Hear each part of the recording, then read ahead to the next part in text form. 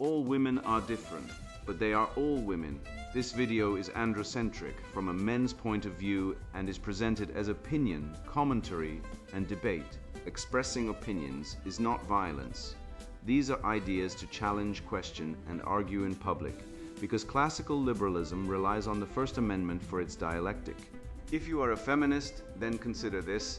If patriarchy truly existed as claimed, feminism could not. And if all men are trash and women are equal to men, then what are we to conclude? Women will die for their children. Men will die for their wives and children, and God chose to die for all mankind. Authority rolls up with responsibility. If this framing of facts offends you, click off to a cute cat video. Proceeding further will expose you to gamma bias and criticism directed at ideas, claims, institutions, not at any individual's virtue or dignity. Our method follows the 7 liberal arts, the trivium, grammar, logic, rhetoric, and the quadrivium, arithmetic, geometry, music, and astronomy, and the transcendentals, the good, true, and beautiful. If this framework is not for you, feel free to exit now. It's no disgrace. Women are wonderful. God bless America. Men are great. Feminismus delendis est. Feminization Invasion. Women take over institutions with the woke mind virus and destroy law, order, logic, justice, and borders. Written by Conrad Riker. Available now, links in description. The Unshackled Man, How Composure, Capitalism, and Courageous Truth-Telling Crush, Feminist Lies, and Rebuild the West one red-pilled mind at a time. You know that moment, standing in the grocery store, your ex walks in with her new boyfriend, some TikTok gym bro with a 200 haircut, and a spine made of wet cardboard, and she gives you that look? The one that says, you were supposed to crumble. You were supposed to beg, but you don't. You nod, grab your beef jerky and canned beans and walk out without a twitch in your jaw. That's not luck. That's composure, the first weapon in the arsenal of the man who refuses to be a puppet in the feminist circus. I've seen men break over less. One guy cried in a Starbucks because his girlfriend ghosted him after he paid for her wisdom teeth. Wisdom teeth. Meanwhile, in 1849, a prospector in California chewed his own boot leather to survive 3 weeks lost in the Sierra Nevada. No anesthetic, no therapist, no victim narrative, just will. What happened to us? When did we trade stoicism for sentimentality, courage for cortisol-spiking tweets about emotional safety? The truth is simple. The left didn't just attack Western civilization.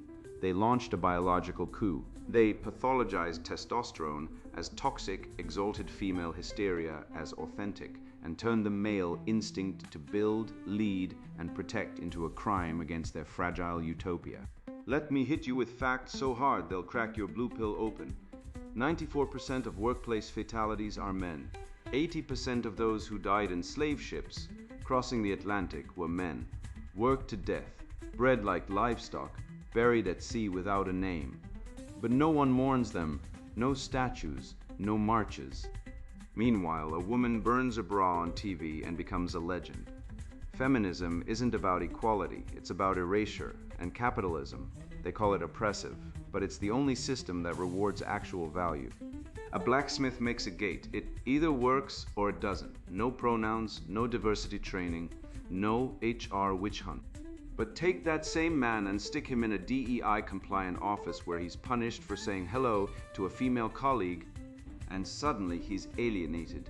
Not because of capitalism, but because gynocentrism has turned work into theater, and men into debt-ridden clowns funding female hedonism while being stripped of fatherhood, dignity, and truth.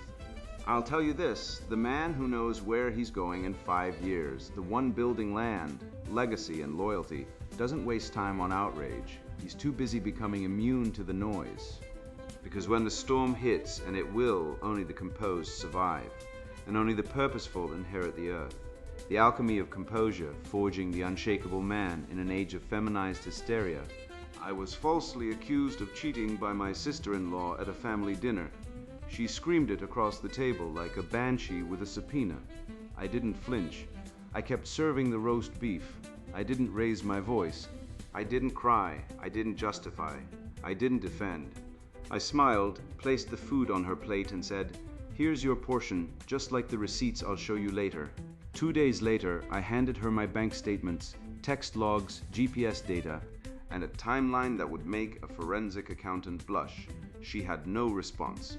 Just silence, not because I destroyed her, but because the truth destroyed her lie. That's not revenge, that's justice. And justice doesn't scream. It arrives. Compare that to the modern beta male sobbing on Twitter because his ex unfollowed him, calling it emotional abandonment trauma. He's crying about a canceled Netflix subscription like it's the fall of Rome. This man isn't sensitive, he's infantile. He's been brainwashed by the feminist cult of emotional indulgence, where every minor discomfort is a trigger, every disagreement is abuse, and every woman's whim is divine revelation. He's been taught that vulnerability means whimpering, not standing firm. That's not strength, that's surrender dressed up as therapy, and the world is rotting because of it. Let's talk about Marcus Aurelius. While Rome burned with plague, war, betrayal, and the collapse of moral order, he wrote Meditations not in a bunker, not in hiding, but in the field, in the mud, with an army at his back and death all around. He didn't rage. He didn't collapse. He didn't demand safe spaces or trauma counselors. He said, you have power over your mind, not outside events. Realize this, and you will find strength. That wasn't suppression. That was mastery. He didn't deny reality. He transcended it. And that, gentlemen, is the difference between a man and a mouse. Now watch the media. They'll tell you angry men are the greatest threat to society. But when a woman shrieks, throws a chair, or files a false police report because her Starbucks order was wrong, she's passionate, strong, a warrior. The double standard isn't an accident, it's a weapon. It's designed to pathologize male composure as repression and elevate female hysteria as empowerment. They want you to believe that calm is cowardice, that silence is shame, that control is repression. But the truth: calm is power, silence is strategy, control is sovereignty, and the man who does not react to every provocation isn't broken, he's evolved. Let's get biological. Testosterone fuels focus, resilience, and long-term planning. Cortisol, the stress hormone, when chronically elevated, degrades the prefrontal cortex, impairs judgment, and shrinks the hippocampi. Research shows men in gynocentric workplaces, where emotional blackmail, false accusations, and performative empathy are currency, experience up to 40% higher cortisol levels than men in merit-based environments. That's not personal testimony, that's data from the Journal of Occupational Health Psychology, yet men like David Goggins don't break. They reframe, they treat stress like a forge. He ran 100 miles with broken bones. Why? Because he knows pain isn't the enemy, weakness is. And weakness is what the woke cult worships. They want you weak, emotional, dependent, so they can control you. Look at Elon Musk during the 2018 short seller siege. Wall Street sharks were betting Tesla would collapse. They mocked him, called him a fraud, circulated fake documents. And what did he do? He laughed. He smoked weed on Joe Rogan's podcast not because he's reckless, but because he doesn't care. He's building rockets while they're scribbling spreadsheets. His calm wasn't luck, it was cultivated. He practices stoicism. He reads Seneca. He knows that emotion is a tool, not a master. And while the media painted him as unstable, he was more stable than all his critics combined. Why? Because real composure isn't about not feeling, it's about choosing when to act. Schopenhauer said, "Talent hits a target no one else can hit. Genius hits a target no one else can see." True composure isn't about enduring chaos, it's about seeing through it. It's the ability to stand in the hurricane and know calmly that the storm will pass and you will remain. That's not denial, that's foresight, that's the red pill. You see the game, you see the lies, you see the manipulation, and instead of raging at the screen, you step back, reload, and re-enter on your terms. Composure isn't passivity, it's the pause before the action you choose, it's the silence before the thunder, it's the stillness before the strike. The litmus test isn't whether you feel anger, it's whether you let it rule you. A dog barks at every shadow, a lion waits, and when he moves, the jungle knows. And here's the tool, the red pill pause. When you're insulted, attacked, undermine, delay your reaction by 7 seconds. Why 7? because that's the time it takes for the prefrontal cortex to override the amygdala. That's not woo. That's neuroscience. Navy SEALs use it. Special forces train it. It's the difference between a knee-jerk reaction and a strategic response. You don't have to be a warrior, but if you want to survive this feminized hellscape, you must think like one. I once sat across from a sociology professor at a dinner party, tenured, smug, sipping kale-infused alkaline water, and she told me capitalism was inherently exploitative. I didn't argue. I just asked her, who built your iPhone? Who mined the lithium? Who coded the OS? Was it unpaid interns? Woke ghosts? She blinked. I continued. Men, mostly invisible, unthanked, uncompensated in the feminist narrative, built that device. Men risked their lives, their sanity, their futures. And yet you, sitting here in your climate-controlled bubble, benefit from their labor while calling their system evil. That's not analysis. That's theft with a thesaurus. And in that moment, I realized the entire feminist-adjacent left doesn't hate capitalism because it fails. They hate it because it works, and in working, it exposes their fraudulence. It rewards doing over feeling, creation over complaint, strength over sensitivity. No wonder they want to burn it down. Capitalism's soul from misdiagnosis and the moral fire of free creation. The market is a merciless teacher. It does not care if you feel validated. It does not care if your pronouns are respected. It cares whether your product works, your service delivers, your steel holds. That truth hit me like a hammer when I watched my cousin, a former IT drone, trade his cubicle for a forge. He now makes custom knife blades from reclaimed railroad steel. His hands are calloused, his income fluctuates, but his eyes, those have fire, he told me.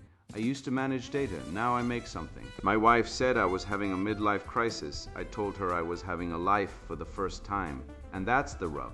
Capitalism, in its purest form, is moral alchemy. It transmutes sweat, skill, and sacrifice into value. No participation trophies. No safe spaces. Just results. This is why the feminist mind recoils from it. It cannot lie its way into a fair market. You can't diversity lecture a failing business into profitability. You can't lived experience your way out of a broken machine. Capitalism is justice with boots on, and justice terrifies those who thrive on privilege disguised as victimhood. Let's name the rot: genocentrism. Not capitalism. Not toxic masculinity. The real crisis isn't that men are too driven, too productive. It's that they're enslaved by a system that demands they fund female hedonism while being denied fatherhood, dignity, and legacy. Consider this in family courts across the West. Men lose custody of their children at rates exceeding 80%, often without trial, often based on unproven allegations. Yet feminists scream about patriarchy while wielding state power like a cudgel against fathers. The same women who demand bodily autonomy and abortion will turn around and demand that men pay child support for children they never wanted and can't see. That's not justice. That's legalized cuckoldry. And capitalism didn't invent it. Genocentrism did. And while men are stripped of their children, their earnings, their rights, the state props up female entitlement through welfare, alimony, and false victim narratives, all funded by the very men being erased. The market doesn't create this injustice. The matriarchal state does. Compare the blacksmith and the HR manager. One wakes at dawn, breathes fire, shapes metal with his hands, solves real problems, and sleeps like a man who has earned rest. The other spends his day policing language, enforcing DEI dogma, and sending emails about inclusive synergies. Which man is building civilization? Which man is a parasite on it? The HR manager, the modern eunuch of corporate Babylon, has no product, no craft, no legacy. He enforces emotional safety while real men die in mines, on rigs, in construction zones. And let's not mince words. 94% of industrial accident deaths are male. 75% of workplace homicides. When was the last time a feminist march honored coal miners or loggers? Never. They only care when men are villains or victims in service of their narrative. But when a man risks his life to provide, he's invisible. Unless he fails, then he's toxic. This isn't capitalism failing men. This is the feminist state sacrificing men on the altar of female comfort. Erich Fromm, in his so-called Marxist humanism, claimed capitalism alienates man from his labor. What a crock. The real alienation isn't from work, it's from purpose. Fromm, like so many leftist intellectuals, was blind to the deeper pathology, genocentric dependency. He pathologized male ambition, calling it exploitation, while ignoring the fact that women, throughout history, have exploited male productivity through emotional manipulation, legal privilege, and reproductive control. His solution? More state control, more infantilization, more bureaucracy, more HR managers. As if the state, a bloated, corrupt, female-dominated institution, is the answer to alienation. It's like asking a vampire to cure your anemia. Fromm's Freudian bias only made it worse. He saw male desire, the drive to build, conquer, create, as neurosis. But that desire is sacred. It's Prometheus stealing fire. It's Michelangelo chiseling David. It's Tesla lighting the world. To call that alienation is to spit on the human spirit. Let's laugh at the historical irony. Slaves built the pyramids without pay. Men built the railroads across America, dying by the thousands, buried in unmarked graves. Men coded the internet, flew to the moon, engineered skyscrapers, all under capitalism. And yet, today, tenured women in wool sweaters at elite universities claim capitalism is the greatest oppressor in history. Oppressor compared to what? To matriarchal tribes where men were eaten after mating? To ancient Sparta, where boys were torn from mothers at age 7 to become warriors? No. Capitalism, for all its flaws, is the only system that allows a man to rise by merit, not by groveling to women or the state. It's why leftists hate it. It doesn't care about your trauma. It doesn't care if you identify as a wounded goddess. It cares if your product sells. And that honesty terrifies the weak, the dishonest, and the entitled.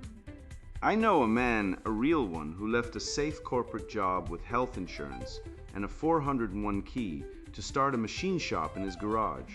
He took a pay cut, worked 80-hour weeks, faced down bank loans, and nearly lost everything in the first year.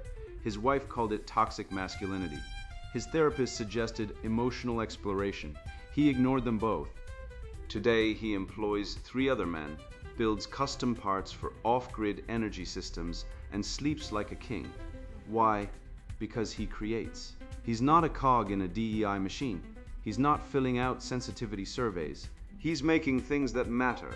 And when his kids visit the shop, they don't see a problematic man, they see a father, a maker, a provider. That's not toxic, that's transcendental. That's the living spirit of the West fire, steel and soul. The real alienation isn't from labor, it's from meaning. When men are forced into HR compliant, diversity the eater jobs, they lose their soul. They become ghosts in fluorescent lit purgatory. Data shows 73% of male workers feel invisible in corporate DEI hells, watching women get promoted for lived experience, watching unqualified allies ascend, watching their own competence ignored in favor of emotional storytelling. But when a man works with his hands, when he builds, when he produces, he is seen by the world, by himself, by God. That's why the woke hate craftsmanship. It can't be faked. A weld is either strong or it fails. A blade either cuts or it doesn't. There's no alternative truth in metallurgy. And that's why they'd rather celebrate the HR manager who enforces pronoun policies than the welder who builds bridges. One serves the state, the other serves reality. This isn't an isolated outrage. It's a systemic inversion, a moral revolution waged from the therapy couch to the history books, where male suffering is erased, ridiculed, or reframed as pathology, while female discomfort is elevated to sacred trauma. If we dare to look beyond the propaganda, the pattern is undeniable. Men have always been the draft, the labor, the cannon fodder, the forgotten builders of every civilization now taught to despise them. And so before we descend further into this genocentric delirium, we must unearth the buried truth, because history isn't written by the victors, but by the victims who get to play victim. And right now, men are the greatest victims of a lie so vast, so insidious, that even their deaths are used to prove their guilt. The unmourned male suffering buried by feminist historiography. Man is the cruelest animal, said Nietzsche, and he was right, but not because men are inherently savage. No, man is cruel because the world has made him the sacrificial beast, the unacknowledged ox at the altar of civilization, while the priestesses decked in the velvet robes of victimhood chant hymns to their own suffering and call it justice. I met a veteran last year, call him Tom, who served 3 tours in Afghanistan.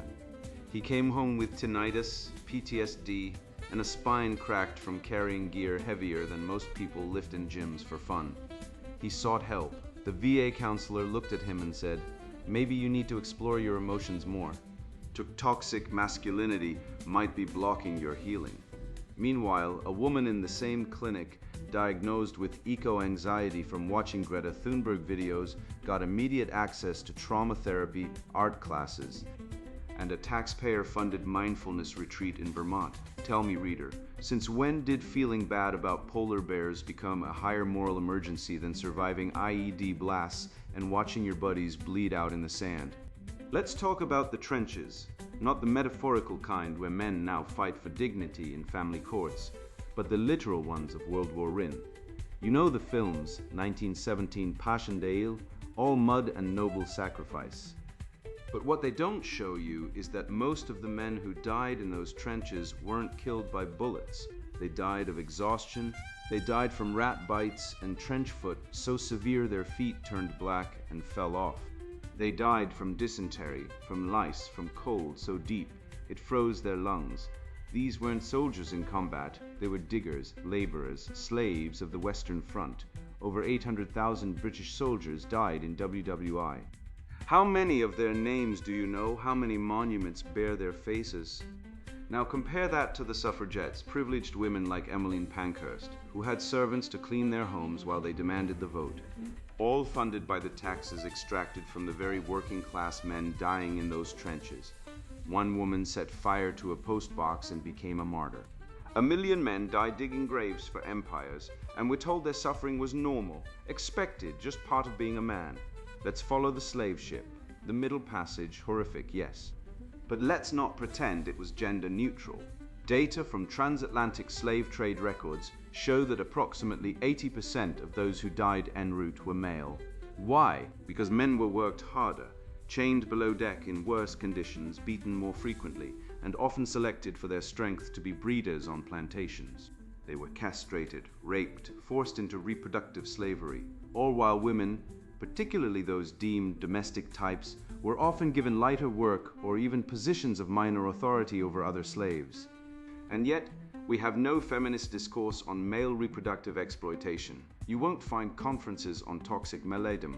No one funds trauma centers for male descendants of enslaved men. The narrative is fixed. Women suffered most. Citation? There isn't one. It's an article of faith in the woke catechism, like trans women being women. But history doesn't care about your dogma.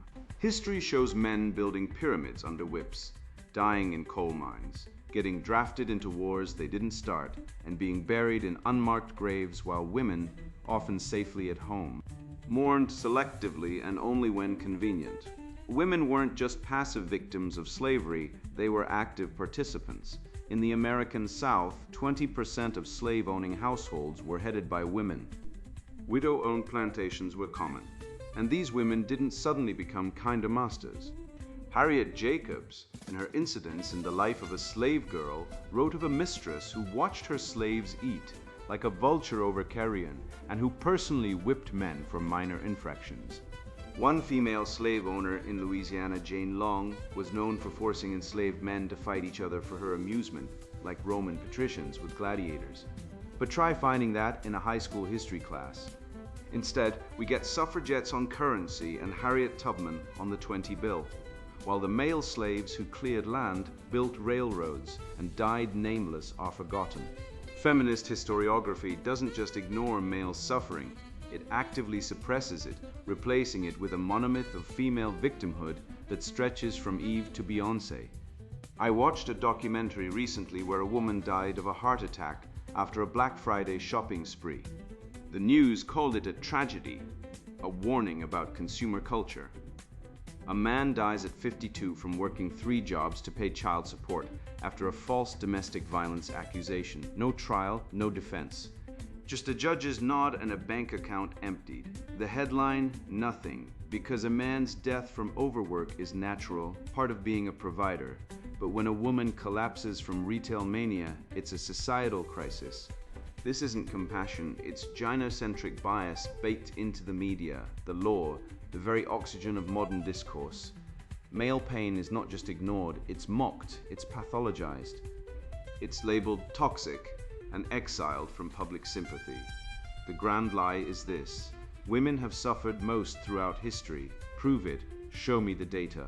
Show me the comparative analysis of mortality, labor, conscription, and abandonment. You can't, because men have been the primary victims of every major catastrophe: wars, famines, plagues, industrialization. Men built the Parthenon, not because they were stronger, but because they were expendable. The Spartans didn't send women to Thermopylae. Leonidas didn't say, "Dear, you take the front line, I'll guard the rear." No, 300 men died to delay an empire, and we remember them briefly before returning to our obsession with female empowerment seminars.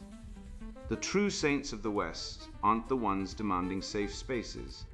They're the ones who chose death over dishonor. Hercules dragging himself onto his funeral pyre.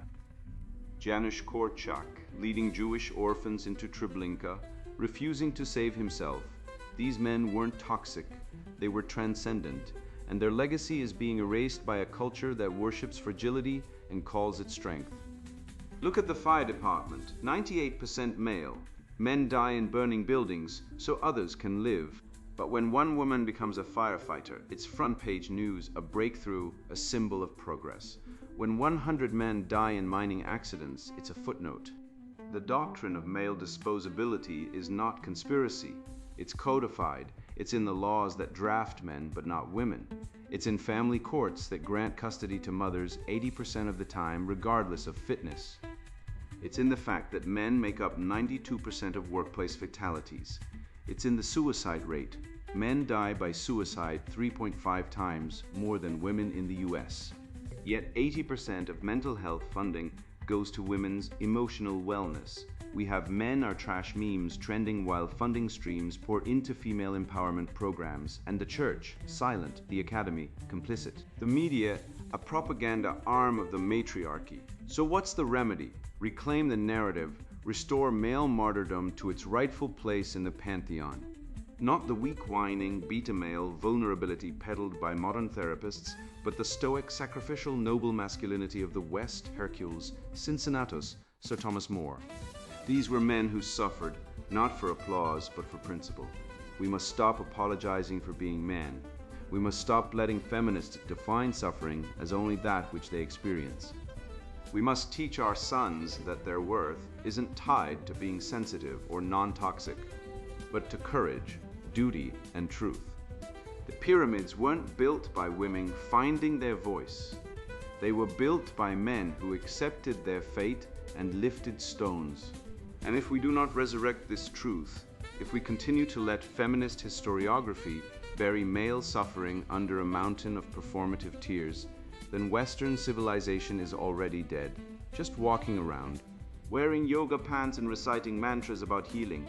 I've watched this charade unfold for decades, men conditioned to clean their rooms while women, backed by state-funded therapy and media sanctimony, are celebrated for burning down the house.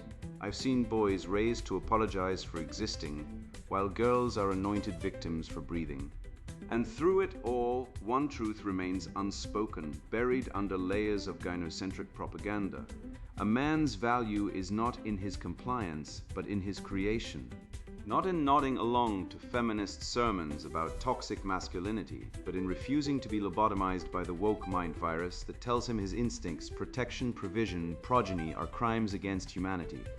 No. The real crime is silence.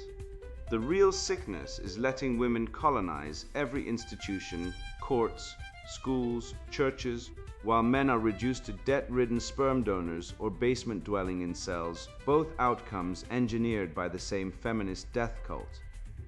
So let me say plainly what every red-pilled man knows in his bones. You will not steal my time, my labor, or my legacy. I am not here to serve your narrative. I am here to build something real, something that lasts beyond the next Twitter outrage. And that starts with a simple question every man must answer, not in whispers, but in deeds. The horizon of purpose, goals, time, and the reclamation of male destiny. A man without a goal is a ship without a rudder, drifting toward divorce court, debt, and despair. I once met a man who proposed marriage only after buying a home cash, no mortgage. His buddies mocked him as old school, outdated, a dinosaur. His fiancée? She called him a rock, and when he sleeps at night, he doesn't toss and turn like a man haunted by debt and doubt. He sleeps like a lion, because he built a domain, not a debt trap. Meanwhile, the guys who laughed, 3 are divorced. 2 are on antidepressants, 1 lives in his mom's basement scrolling TikTok while his sperm count drops with every swipe. This isn't coincidence, it's cause and effect. The moment a man sets a clear target, own land, build business, raise sons, he becomes a threat to the feminist matrix. Why? Because a man with goals is immune to manipulation. You can't guilt trip him into paying child support for a kid he didn't father when he's busy surveying acreage in Montana. You can't trap him in a marriage with a woman who spent 15 years finding herself while he was expected to have it all together by 25. Let's be blunt, women are granted a time exemption, a decade-long sabbatical from consequence, while men are expected to perform like Olympic athletes from puberty onward. The average woman spends her 20s exploring identity, her 30s healing trauma, and her 40s rediscovering passion. Meanwhile, the red-pilled man is building. And when he hits 35, he's not crying in therapy, he's signing deeds. Consider the dropout, the kid who failed high school, mocked by teachers, written off by the system. No degree, no trust fund. But he had a plan. Learn land surveying, apprentice under a grizzled veteran, track progress monthly. 5 years later, he pulled $18,700 in profit, owns 2 trucks, and employs 3 men. Women called him unambitious because he didn't want to be a CEO in a glass tower, signing off on diversity initiatives while real men did real work. But ambition isn't measured by title, it's measured by sovereignty. He doesn't answer to HR, he doesn't fear being cancelled for saying happy holidays. He answers to topography, to property lines, to gravity, real things. Meanwhile, the women who sneered at his lack of vision are now divorced, childless, and living in cities where rent consumes 60% of their income. They follow their dreams to Starbucks and student loan servicers. The truth is brutal. Women don't respect ambition, they respect results. And results come from time under tension, not therapy sessions. Data from the National Longitudinal Survey of Youth shows men with clear 5-year goals are 3.2 times more likely to achieve financial independence and 4.7 times more likely to marry and stay married. Goals are not wishes, they are glue. They bind you to reality, to duty, to becoming. Jordan Peterson tells men to clean your room as a metaphor for stepping up. But here's what no one admits. Most men do tidy their rooms, while women set the house on fire. The real mission isn't organizing clutter, it's constructing your own house, far from those who light matches. In Genesis, God doesn't tell Adam to explore his emotions or find his true self. He says, work the ground. Purpose isn't discovered, it's built. It's shaped through relentless, daily effort, not found on a silent retreat in Bali. Yet the feminist timeline insists men must provide by 25 while women find themselves until 40. This isn't fairness, it's theft of time. It's a scheme of postponed reality that leaves men drained, emotionally, financially, physically, while women pass peak fertility and question why no one seeks a 43-year-old with 3 cats and a vision board filled with positive vibes. When another man flirts with your partner, the driven man doesn't explode, doesn't sulk, doesn't file a complaint. He levels up, acquires more acreage, builds a shelter, takes her to Machu Picchu. Because substance beats show. And worth isn't counted in online clout, it's counted in what lasts. The 5-year question, where do you see yourself in 5 years? Reveals the truth. Most men stutter about job titles, bonuses, perhaps a new vehicle. The awakened man says, I see myself free, land, family, lasting impact, no bosses. That's not a fantasy, that's a plan. Time is a masculine construct. Women live in emotion time, a fluid, cyclical realm of moods and vibes. Men live in project time, linear, measurable, milestone-driven. A man measures his life not in feelings, but in what he's built. Businesses launched, children raised, mountains summited. This is the trivium of destiny. The good, moral action, the true, rational planning, the beautiful legacy creation. While women are busy healing their inner child, men are raising actual children. While women demand emotional labor, men are doing physical labor, laying foundations, not laying blame. The woke mind virus infects institutions not through force, but through temporal sabotage, convincing men to waste their prime years chasing validation from women who will discard them at 40. The statistics are undeniable. Men are 3.5 times more likely to die by suicide than women. 80% of family court cases are initiated by women. Over 70% of men arrested for online comments are fathers, trying to speak truth in a world that silences them, and the cuckoldry rate. Studies using DNA testing reveal that between 10% and 30% of children in Western nations are genetically unrelated to their presumed fathers. That's not family values, that's biological fraud. And yet, the narrative persists. Men must be better, listen more, apologize first, no. The remedy is not more submission, it's sovereignty. Build your domain, set your goals, own your time.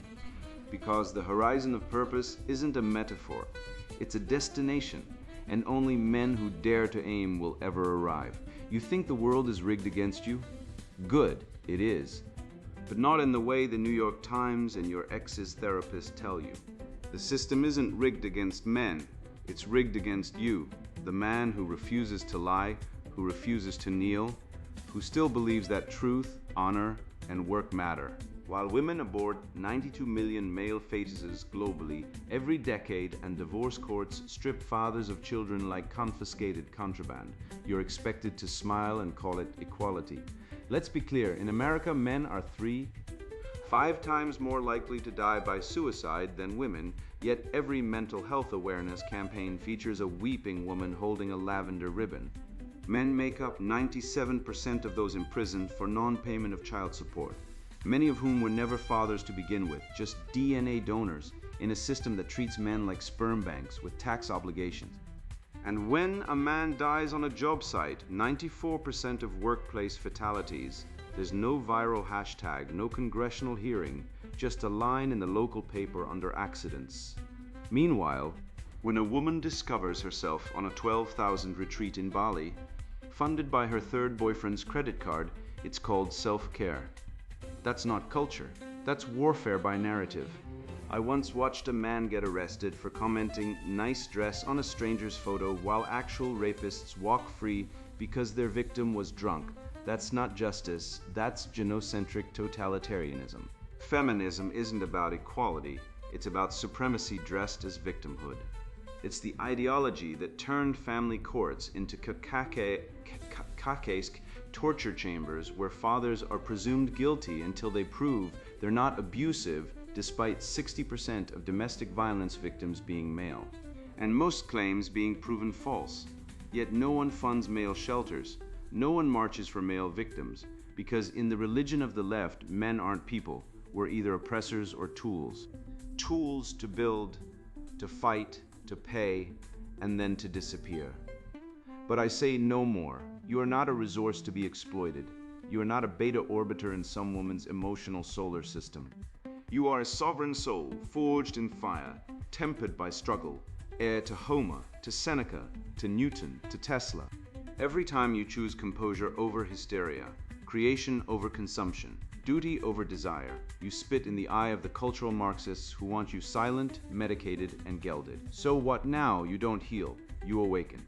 You don't find yourself, you build yourself. A man with a plan, 5 years out, 10 years out, is immune to manipulation. He doesn't flirt with other men's women because he's too busy building a life so compelling, women compete for him. He doesn't rage when attacked, he calculates. He doesn't beg for love, he commands respect by earning it. And when the world tries to break him, he laughs, like Musk did when the short sellers howled for his blood, because he knows the truth. The greatest weapon in existence is a calm, focused, purposeful man. You've read this far, you're already red-pilled. Now go, build, lead, father, fight. Let the weak whine about toxic masculinity. You're weaponizing virtue, and the West will rise again, not with tears, but with iron. And now the sponsored book introduction, Feminization Invasion. Women take over institutions with the woke mind virus and destroy law, order, logic, justice, and borders. You are holding a book that will cost you everything. Your comfort, your illusions, your silence. If you are not ready, close it now. Walk away. Go back to your screen, your scrolling, your soft lies. This is not for the timid, the brainwashed, or the complicit. This is for men who have seen the world go mad and refuse to nod along. I am not here to soothe, I am here to wake you. I was once like you. I believed in fairness, I believed women were partners in civilization, that institutions were neutral, that justice was blind. I believed in merit, in reason, in order. Then I watched a university I helped build collapse under the weight of emotionalism and grievance. I watched male professors fired for speaking biological truth, while women with no credentials, no rigor, no logic, were promoted for playing victim. I watched as logic was replaced with feeling, as hierarchy was dismantled not in the name of equality but in the name of chaos, and as the very idea of male leadership was pathologized. I did not lose my job, I lost my faith. I have spent the last decade dissecting this rot. I've interviewed judges, police officers, soldiers, engineers, men who once ran the West, and listened as they described how their institutions were taken over, not by force, but by infiltration, by women who do not lead but seize, who do not build but consume, who do not defend borders but erase them while demanding control over every male space left standing. They call it equality. It is conquest. They call it progress. It is regression. They call it justice. It is vengeance. This book is not theory, it is autopsy. I will show you how the feminist imperative operates like a virus, replicating through emotion, hijacking institutions, and destroying meritocracy. You will learn how cultural Marxism is just feminization with a PhD, how the trivium, logic, rhetoric, grammar has been replaced with gaslighting and hysteria, and how male spaces are not privileges to be revoked, but oxygen for civilization itself. I will expose the biological reality of female behavior under power without responsibility.